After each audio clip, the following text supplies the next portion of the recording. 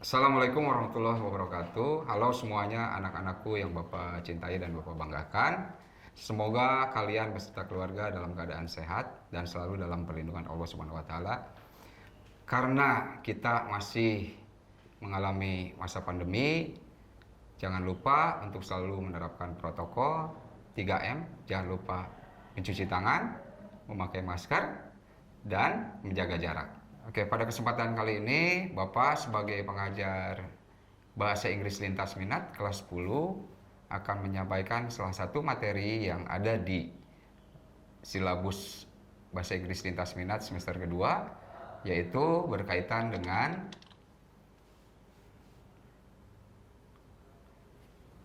salah satu kompetensi dasar yang ada di silabus untuk semester 2 Bahasa Inggris Lintas Minat itu adalah kompetensi dasar 36, yaitu berkaitan dengan teks lisan dan teks tulis yang melibatkan tindakan memberi dan meminta informasi terkait kecukupan untuk dapat atau tidak dapat melakukan atau menjadikan sesuatu. Kemudian fungsi sosial yang ada di situ adalah menyarankan, mengingatkan, menjelaskan, dan sebagainya. Sementara untuk unsur kebahasaan yang akan digunakan itu adalah penggunaan adverbial to dan enough, kemudian juga penggunaan frasa nomina.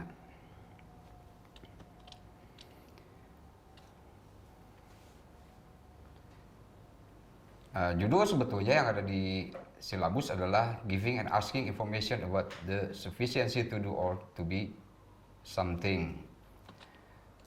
Berkaitan dengan materi yang pertama itu adalah penggunaan to di dalam ekspresi lisan ataupun tulis.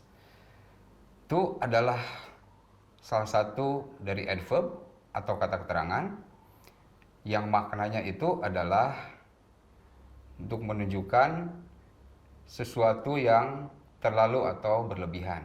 Ini tolong dibedakan dengan to yang maknanya juga. Sekali lagi, to dalam materi ini memiliki makna itu terlalu atau berlebihan. Kemudian yang kedua berkaitan dengan kata enough. Enough itu adalah salah satu dari determiner atau pronoun yang artinya itu sebanyak atau sesuai dengan yang dibutuhkan. Selain berfungsi sebagai determiner, juga enough itu bisa menduduki fungsi sebagai adjektif yang artinya cukup. Sekarang kalian perhatikan gambar yang ada di layar belakang Bapak ini. Di situ ada seorang anak menggunakan baju pramuka, kemudian anak tersebut berkata bahwa I'm Kresna and I'm ready to be an army and serve my country. Sebelum lebih jauh, coba perhatikan pertanyaan yang ada di sebelah kanan. What do you think about what the boy say? Secara logika, tentu anak tersebut masih terlalu kecil atau masih terlalu muda untuk menjadi seorang tentara. Oleh karena itu, ketika ditanyakan, so what can you suggest about the boy statement? Berkaitan dengan tadi materi yang disampaikan, yaitu tentang to dan enough, maka ada salah satu kalimat yang bisa kita gunakan untuk menunjukkan atau kita sarankan kepada anak tersebut.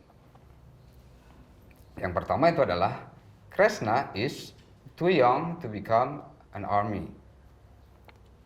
Atau contoh lain dengan menggunakan enough, to Kresna is not old enough to become an army.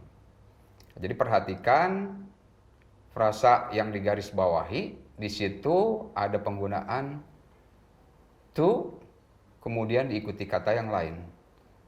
Kemudian di kalimat yang kedua juga di situ ada penggunaan enough, tapi diawali oleh kata yang lain.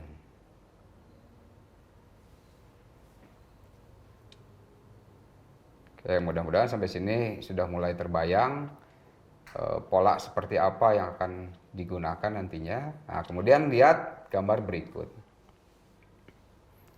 Di situ kalian lihat ada dua gambar. Yang sebelah kiri itu ada salah satu anak laki-laki yang mencoba menggapai buku di satu rak perpustakaan, tapi dia tidak bisa menggapainya. Kemudian di gambar sebelah kanan, di situ ada anak perempuan yang ternyata menggunakan kecerdasannya untuk menggapai buku di bagian paling atas. Nah, kemudian ketika ada pertanyaan, "What do you think about the boy?" Maka kalimat yang kalian bisa nyatakan berkaitan dengan penggunaan to dan enough itu adalah yang pertama, "The boy is too short to reach the books." Kemudian yang kedua, di situ dengan menggunakan enough, maka kalian bisa gunakan kalimat, "The boy is not tall enough to reach the book." And what about the girl? Nah, karena situasi yang disampaikan tadi, meskipun anak tersebut tidak tinggi, tapi dia menggunakan kecerdasannya dengan mencari kursi dan kemudian menggunakannya untuk meraih buku yang ada di rak bagian paling atas. Nah, makanya kita bisa nyatakan dengan penggunaan to atau enough itu sebagai, "The girl is smart enough to reach the book using the chair." Okay, observe the situation in the picture. Jika kalian lihat di situ ada gambar seorang ayah dan anaknya yang sedang mendatangi toko sepeda. Di situ terjadi percakapan. Nah, sepertinya anak tersebut meminta ayahnya untuk membelikan sebuah sepeda baru. Kalian bisa baca di situ, "Dad, would you buy this one for me, please?" Dan ayahnya merespon, "Well, son, actually," tidak dilanjutkan karena mungkin ada suatu masalah. Nah, kalian bisa lihat di keterangan sebelah kanan di situ ada sebuah klausa yang menyebutkan bahwa all new bike itu starts from $500. Nah, jadi semua sepeda yang ada di situ harganya dimulai dari $500. Dari situasi lain di situ, klausa di bawahnya menyebutkan Dad only has $300. Nah, coba kalian pikirkan dulu, kira-kira masalahnya apa? Oke, kita beranjak ke pertanyaan yang di kanan ya. What happens actually? And what's the problem? Nah, betul sekali bahwa ayahnya itu hanya memiliki $300. Sedangkan harga sepeda di sana itu mulai dari $500. Oleh karena itu, dengan melihat situasi di gambar dan membaca percakapan yang ada di situ, maka ada beberapa kesimpulan yang bisa kita ambil dengan menggunakan kata to dan enough. Yang pertama, seperti kalian lihat di situ ada, "The bike is too expensive for Andy's father to buy." Jadi bahwa sepeda itu terlalu mahal untuk ayah Andy membelinya. Kemudian yang kedua, Andy's father doesn't have enough money to buy the bike. Sebetulnya kondisinya sama, hanya ketika menggunakan enough, maka struktur predikatnya itu menjadi berubah. Yang asalnya the bike is too expensive, kemudian berubah menjadi Andy's father doesn't have enough money to buy the bike. Okay, now observe the situation in this picture. Nah, ini ada seorang laki-laki yang sama mengunjungi toko sepeda juga. Kemudian di situ terlibat percakapan antara penjual dan pembeli. Calon pembelinya itu menyatakan bahwa I'd like to buy a new bike with a price not more than $700. Kemudian si pembelinya merespon, okay, let's see if there is one that suits you. Nah, kemudian ada dialog tambahan di situ. I'd like to buy a new mountain bike. We have many types of mountain bike actually.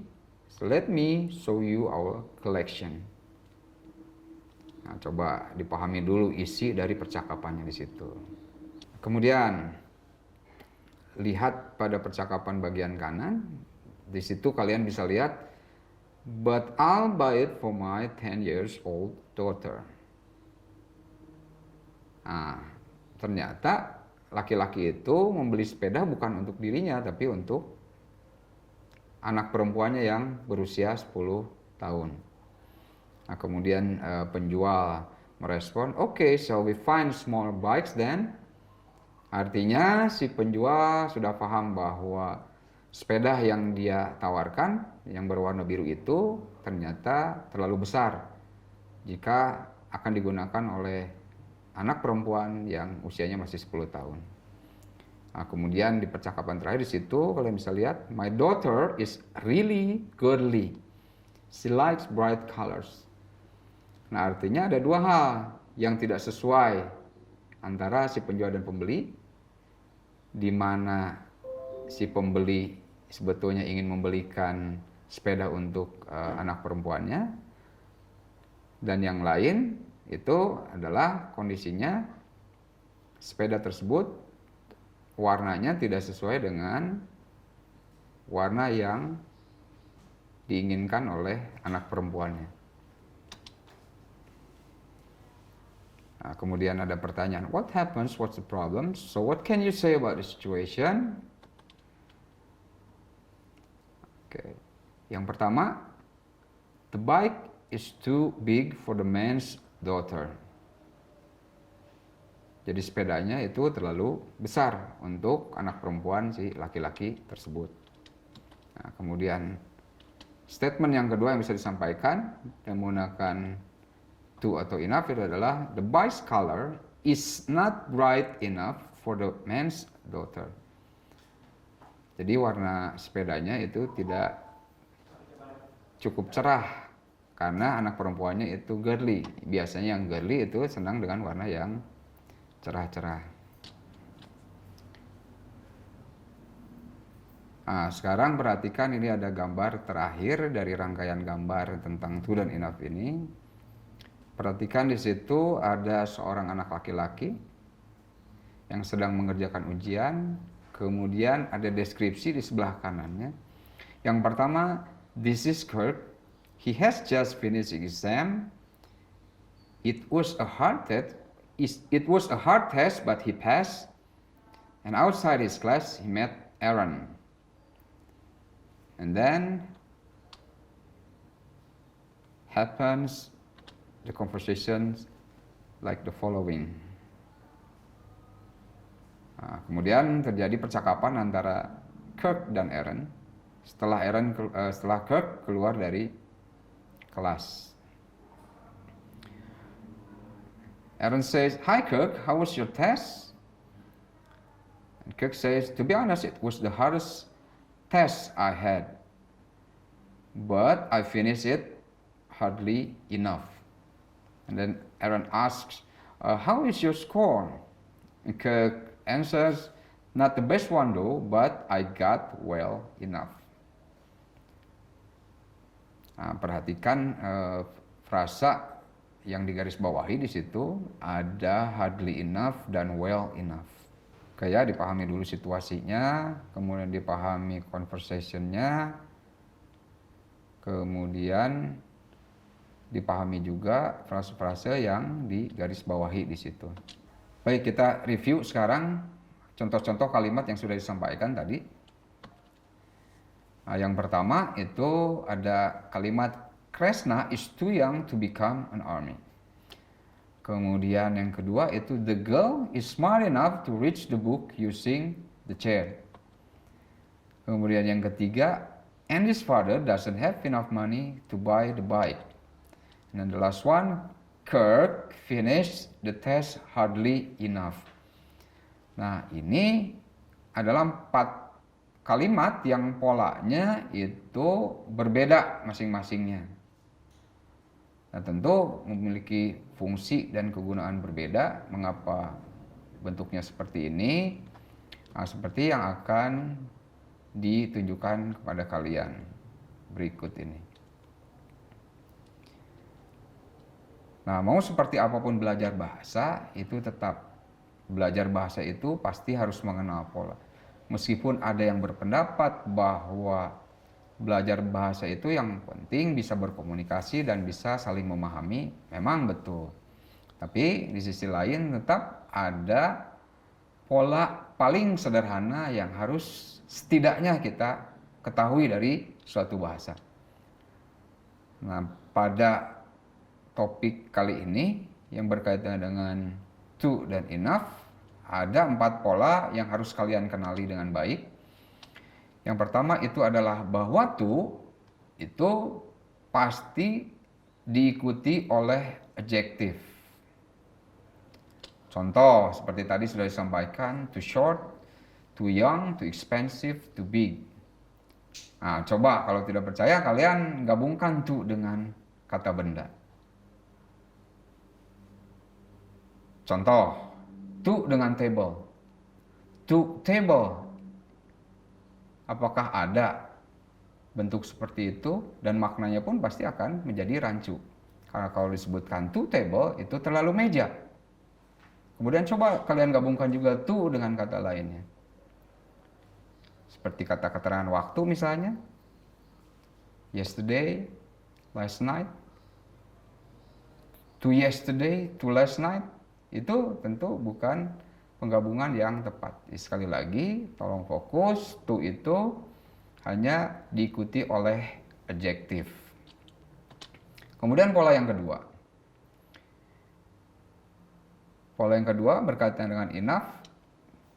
Enough itu boleh diikuti noun hanya dengan posisi bahwa noun itu diletakkan setelah enough.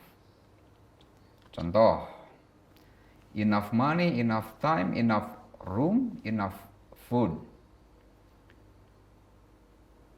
Nah, sekali lagi, ketika menggunakan enough dan digabungkan dengan noun atau kata benda, maka enough diletakkan terlebih dulu.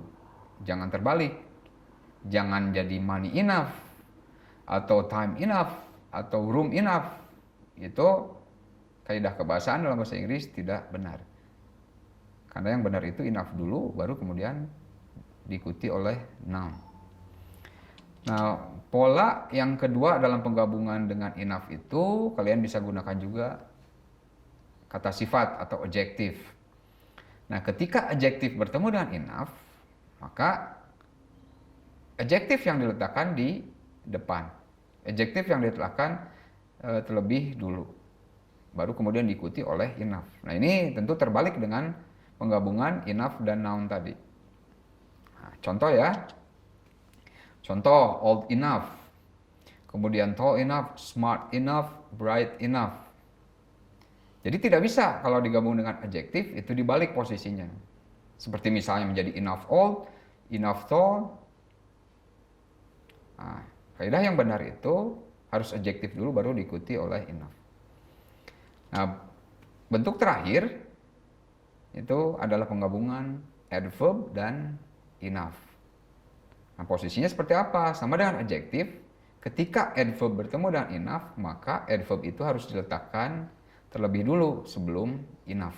Nah, contoh, hardly enough, well enough, kemudian quickly enough, dan seriously enough. Nah, sekali lagi nanti kalau belum paham, dilihat lagi pola-pola ini, karena dalam penggunaannya di dalam kalimat itu pasti polanya akan sama. Nah, demikian yang bisa Bapak sampaikan. Mudah-mudahan ada hal baru yang kalian ketahui. Nah, sekali lagi jangan lupa untuk mengeksplorasi terus apa yang guru-guru kalian sampaikan, karena kalau tidak mengeksplorasi itu tidak akan dalam pengetahuan dan wawasan kita. Nah, sekali lagi diingatkan juga bahwa karena kita masih menjalani masa pandemi, tolong dijaga protokolnya dan jangan lupa 3M untuk selalu mencuci tangan, menggunakan masker, dan menjaga jarak dengan yang lain. Terima kasih atas perhatiannya. Assalamualaikum warahmatullahi wabarakatuh.